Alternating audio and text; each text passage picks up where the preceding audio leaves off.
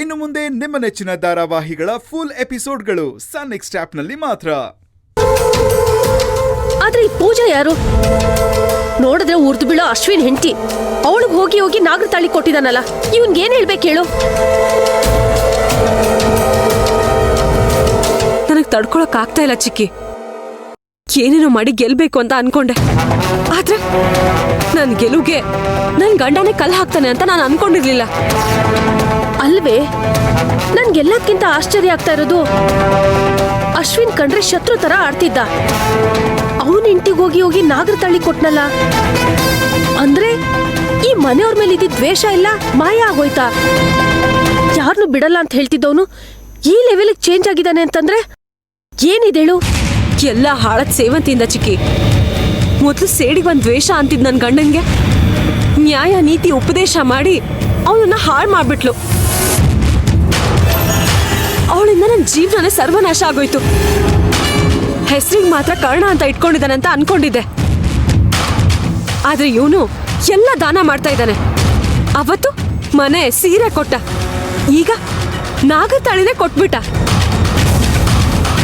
ಇವನನ್ನ ಹೀಗೆ ಬಿಟ್ರೆ ನನ್ನನ್ನ ಬೀದಿಲೇ ನಿಲ್ಲಿಸ್ತಾನೆ. ನೀನ್ ಸುಮ್ನಿದ್ರೆ ಖಂಡಿತ ಅವ್ ನಿನ್ನ ಬೀದಿ ನಿಲ್ಲಿಸ್ತಾನೆ ಕಡೆ. ಅದಕ್ಕೆ ನೀನ್ ಅವಕಾಶ ಮಾಡ್ಕೊಡ್ಬೇಡ.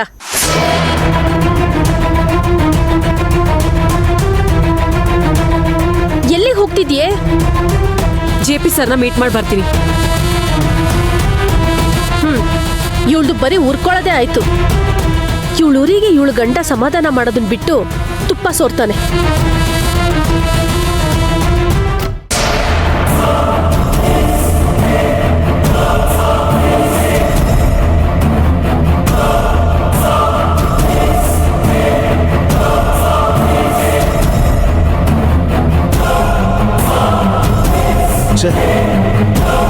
ಎಲ್ಲಿ ಹೋಗ್ಬಿಟ್ಟ ಅಶ್ವಿನ್?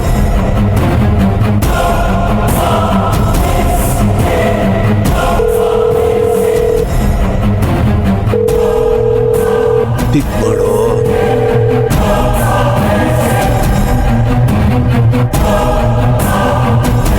ಮುಂಚೆ ಎಷ್ಟೇ ಕೋಪ ಇದ್ರು ಮನೆಗೆ ಬರ್ತಿದ್ದ. ಆಫೀಸ್ ಬಿಟ್ಟು ಎಷ್ಟೊತ್ತಾಯ್ತು, ಇನ್ನೂ ಮನೆಗೆ ಬಂದಿಲ್ಲ. ಈ ಹುಡುಗ ಯಾಕೆ ಹೀಗೆ ಮಾಡ್ತಾನೆ? ದೇವ್ರೆ, ಇವರಿಬ್ಬರು ಜಗಳ ಎಲ್ಲಿಗೆ ಹೋಗ್ಬಿಟ್ಟುತ್ತೋ, ಮನೆಯಲ್ಲಿ ನೇನೆ ಅನಾಹುತ ಆಗುತ್ತೋ ಏನೋ ಗೊತ್ತಿಲ್ವಲ್ಲ. ಕಾವೇರಿ, ಯಾಕೆ ನನ್ ಬಿಟ್ಟು ಹೋದೆ? ಯಾಕೆ ನಾನು ಇನ್ನೊಂದು ಮದುವೆ ಮಾಡ್ಕೊಳ್ಳೋ ಥರ ಮಾಡಿದೆ? ಈಗೆಲ್ಲ ಆಗುತ್ತೆ ಅಂತ ಗೊತ್ತಿಲ್ಲದೆ ಮಾಡ್ಕೊಂಡಿರೋ ಮದುವೆಯಿಂದ ನಾನೀಗೆಲ್ಲರ ಮಧ್ಯೆ ಒಂಟಿ ಆಗ್ಬಿಟ್ಟಿದ್ದೀನಿ. ಅಶ್ವಿನ್ ನೋಡಿದ್ರೆ ನಿನ್ಗೆ ನನ್ನ ಮೇಲೆ ಪ್ರೀತಿನೇ ಇಲ್ಲ, ನಿನ್ಗೆ ಆ ಕರ್ಣನೇ ಮುಖ್ಯ ಅಂತಾನೆ. ಆ ಕಡೆ ಆ ಕರ್ಣ, ನನ್ನ ಮೇಲೆ ನಿನಗೆ ಪ್ರೀತಿ ಇದ್ದಿದ್ರೆ ನೀನು ಇನ್ನೊಂದು ಮದುವೆ ಆಗ್ತಿದ್ದ ಅಂತಾನೆ. ಆವತ್ತು ನನ್ನ ಪರಿಸ್ಥಿತಿ ಏನಿತ್ತು, ನನ್ನ ಮನಸ್ಥಿತಿ ಏನಿತ್ತು ಅಂತ ಇವ್ರು ಯಾರೂ ಅರ್ಥ ಮಾಡ್ಕೋತಿಲ್ವಲ್ಲ. ಯಾರೂ ಅರ್ಥ ಮಾಡ್ಕೋತಿಲ್ಲ. ನನಗೆ ಎಲ್ಲ ಮಕ್ಕಳು ಒಂದೇ.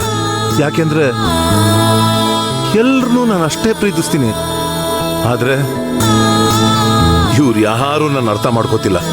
ಅರ್ಥ ಮಾಡ್ಕೊಳ್ದಿದ್ರು ಪರವಾಗಿಲ್ಲ, ಅವ್ರು ಸಂತೋಷವಾಗಿದ್ರೆ ಸಾಕು, ಅವ್ರು ಖುಷಿಯಾಗಿದ್ರೆ ಸಾಕು ಅಂತ ಇವ್ರು ಎಷ್ಟೇ ನೋವು ಕೊಟ್ಟರು ಸಹಿಸ್ಕೋತಿದ್ದೆ. ಇವರಿಬ್ಬರು ಜಗಳ ನೋಡಿ ನೋಡಿ ನನಗೂ ಸಾಕಾಗೋಗಿದೆ. ದುಡ್ಕಿ ಅಶ್ವಿನ್ ಮೇಲೆ ಕೈ ಮಾಡಿಬಿಟ್ಟೆ. ಅಯ್ಯೋ ದೇವ್ರೆ, ಏನಾದರೂ ಹೆಚ್ಚು ಕಡಿಮೆ ಮಾಡ್ಕೋಬಹುದು. ಇಲ್ಲಿ ನೋಡಿದ್ರೆ ಅಶ್ವಿನ್ ಇನ್ನೂ ಮನೆಗೆ ಬಂದಿಲ್ಲ. ಮೊದಲೇ ಕೋಪ ಜಾಸ್ತಿ ಅವನಿಗೆ. ಕಾವೇರಿ, ನಂಗೆ ಯಾಕೋ ತುಂಬ ಭಯ ಆಗ್ತಿದೆ, ತುಂಬ ಭಯ ಆಗ್ತಿದೆ ಕಾವೇರಿ.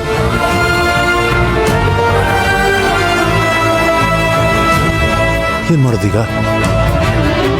ಯಾರ ಹತ್ರ ಕೇಳಿ? ಮನೆಯವ್ರ ಮುಂದೆನೂ ಈ ವಿಷಯ ಹೇಳೋಕ್ಕಾಗಲ್ಲ, ಯಾರಿಗೂ ಹೇಳೋಕ್ಕಾಗಲ್ಲ. ಏನ್ ಮಾಡ್ಲಿ? ರಾಘವ,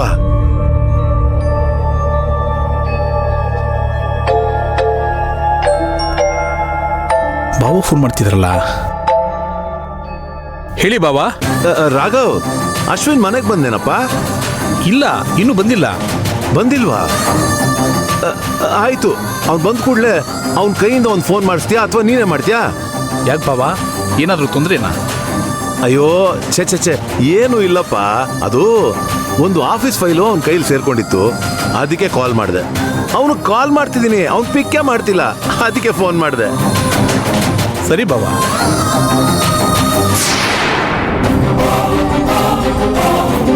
ಮನೆಯಲ್ಲೂ ಇಲ್ಲ, ಏನ್ ಮಾಡೋದು?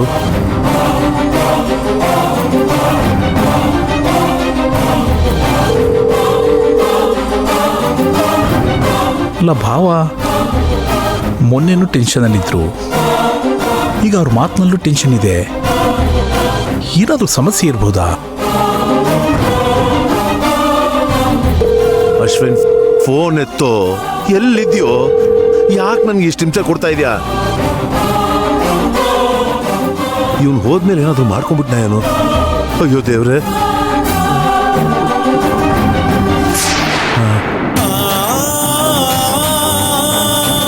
ಅಶ್ವಿನ್, ಎಲ್ಲಿದ್ಯಾ? I am sorry, come home immediately.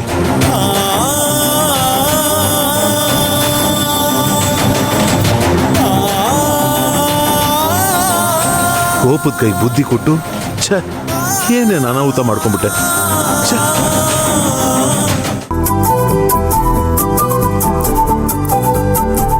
ಭಾವ,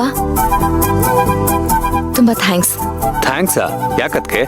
ನಾಗರ ತಾಳಿನ ಪೂಜನ್ ಕೊಡ್ಸಿದ್ರಲ್ಲ ಅದಕ್ಕೆ. ಅದ್ರಲ್ಲಿ ಥ್ಯಾಂಕ್ಸ್ ಹೇಳೋಂಥದ್ದು ಏನಿದೆ ಅದಕ್ಕೆ? ಹಾಗಲ್ಲ ಭಾವ, ನಿಮಗೂ ಅಶ್ವಿನ್ಗೂ ಆಫೀಸ್ ವಿಚಾರದಲ್ಲಿ ತುಂಬಾ ಮನಸ್ತಾಪ ಇದೆ. ಇಷ್ಟೊಂದು ಕೋಪ ಇರ್ಬೇಕಾದ್ರೆ ನೀವು ನಾಗರ ತಾಳಿನ ಕೊಡ್ತೀರಾ ಅಂತ ನಾನಷ್ಟೇ ಅಲ್ಲ, ಈ ಮನೆಯಲ್ಲಿ ಯಾರು ಗೆಸ್ ಮಾಡಿರ್ಲಿಲ್ಲ. ಆದ್ರೆ ಇವತ್ತು ಅದ್ಯಾವುದನ್ನು ಮನ್ಸಲ್ಲಿ ಇಟ್ಕೊಳ್ದೆ ತುಂಬಾ ಮೆಚೂರ್ಡ್ ಆಗಿ ಬಿಹೇವ್ ಮಾಡಿದ್ರಿ. ಆಫೀಸ್ದೇ ಬೇರೆ ಲೆಕ್ಕ, ಮನೆದೇ ಬೇರೆ ಲೆಕ್ಕ ಅನ್ನೋ ತರ ನಡ್ಕೊಂಡ್ರಿ. ಅದ್ ನಂಗೆ ತುಂಬಾ ಖುಷಿ ಆಯ್ತು. ಅದಕ್ಕೆ ನನ್ಗೆ ಯಾರ ಮೇಲೆ ಯಾವ ದ್ವೇಷನೂ ಇಲ್ಲ. ಅವನ್ಗೆ ಸ್ವಲ್ಪ ಮೆಚುರಿಟಿ ಕಡಿಮೆ, ಅದಕ್ಕೆ ಅವ್ನ ವಿಷಯದಲ್ಲಿ ಸ್ವಲ್ಪ ಸ್ಟ್ರಿಕ್ಟ್ ಆಗಿದ್ದೀನಿ ಅಷ್ಟೇ. ಮನೇಲಿ ಏನ್ ಬೇಕಾದ್ರೂ ಬಿಟ್ಕೊಳ್ಳೋಣ, ನಡೆಯುತ್ತೆ. ಆದ್ರೆ ಆಫೀಸ್ ವಿಷಯದಲ್ಲಿ ಹಾಗಾಗಲ್ಲ. ಅದಕ್ಕೆ ವ್ಯವಹಾರನೇ ಬೇರೆ, ಸಂಬಂಧನೇ ಬೇರೆ. ಇಷ್ಟು ವ್ಯತ್ಯಾಸ ನಿಮಗ್ ಗೊತ್ತಿದ್ರೆ ಸಾಕು. ಮನೆಯಲ್ಲಾಗೋ ಎಷ್ಟೋ ಜಗಳಗಳು ಕಡಿಮೆ ಆಗತ್ತೆ. ಅದು ನಿಮ್ ದೊಡ್ಡ ಮನ್ಸು ಭಾವ. ಹಾಗೆಲ್ಲ ಏನೂ ಇಲ್ಲ. ಅದಕ್ಕೆ ಪೂಜಾ ಮತ್ತೆ ಅಶ್ವಿನ್ ಮಗು ಆಗ್ಬೇಕು ಅಂತ ಆಸೆ ಪಟ್ಟಿದ್ರು. ಹಾಗೆ ನಾಗರ ತಾಳಿಗೆ ಪೂಜೆ ಮಾಡ್ಬೇಕು ಅಂತ ಕೂಡ ಆಸೆ ಪಟ್ಟಿದ್ರು. ಅದಕ್ಕೆ ಅವ್ರಿಗೆ ಕೊಟ್ಟೆ ಅಷ್ಟೇ. ಆಕ್ಚುಲಿ ಆ ನಾಗರ ತಾಳಿ ನಿಮಗ್ ಸಿಗ್ಬೇಕು ಅಂತ ಆಸೆ ಪಟ್ಟಿದ್ದೆ. ಆದ್ರೆ